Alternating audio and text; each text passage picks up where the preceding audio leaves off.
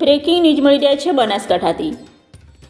બનાસકાંઠા જિલ્લાના સંકલિત બાળ વિકાસ યોજના અધિકારીની કચેરી દ્વારા પોષણ ઉત્સવની ઉજવણી કરવામાં આવી હતી। બનાસકાંઠા આઈસીડીએસ શાખા દ્વારા લાખણી તાલુકાના ડેકા મુકામે વિવિધ ખાદ્ય વાનગી સ્પર્ધાનું આયોજન કરાયું હતું।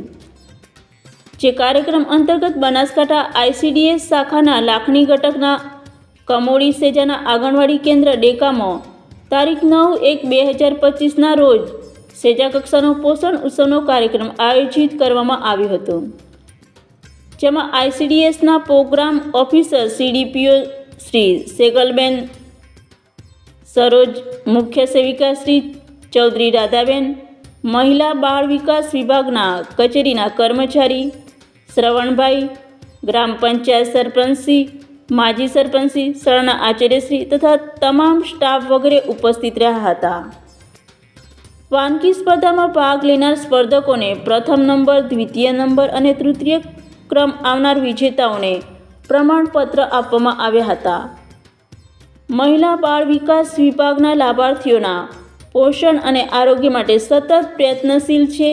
બાળકો, કિશોરીઓ, સગર્ભા મહિલાઓ અને દાત્રી માતાઓ સુપોષિત બને તે માટે તેઓને રોજિંદા આહારમાં પૌષ્ટિક આહારનો ઉપયોગ થાય તે માટે જરૂરી છે। બાળકો, કિશોરીઓ, સગર્ભા મહિલાઓ, દાત્રી માતાઓ માટે જરૂરી કેલરી, પ્રોટીન અને સૂક્ષ્મ પોષક તત્વો યુક્ત ટેક હોમ રાશન, માતૃશક્તિ, બાળશક્તિ અને પૂર્ણશક્તિ દર માસિક વિનામૂલ્યે આંગણવાડી કેન્દ્રમાંથી તેમની દૈનિક પોષણની જરૂરિયાતના 1/3 ભાગનું પોષણ પૂરું પાડવા માટે આપવામાં આવે છે। મિલેટ નાના દાણાવાળા ધાન્ય પાકોનું જૂથ છે, જેમાં વિવિધતાસભર પાકો જેવા કે બાજરી, જુવાર, નાગલી, કાંગ, ચણા, બંટી, કોદરી, વેરી વગેરેનો સમાવેશ થાય છે। જેમાં મોટાભાગના પાકોનું મૂળ ભારત છે અને ભારતના પ્રાચીન અને ગુણાકાર એ પાકો તરીકે ઓળખવામાં આવે છે।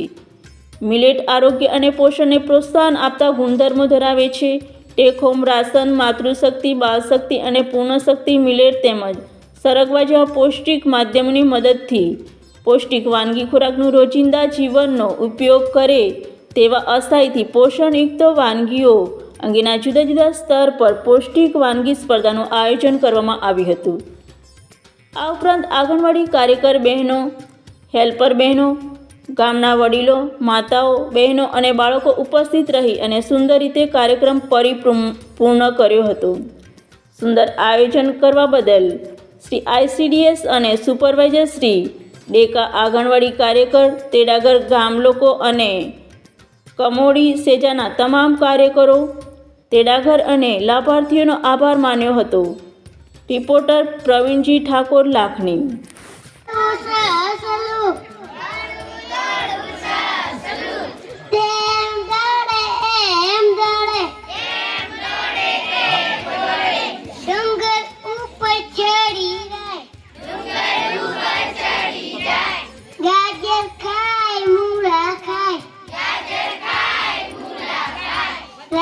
પડે ને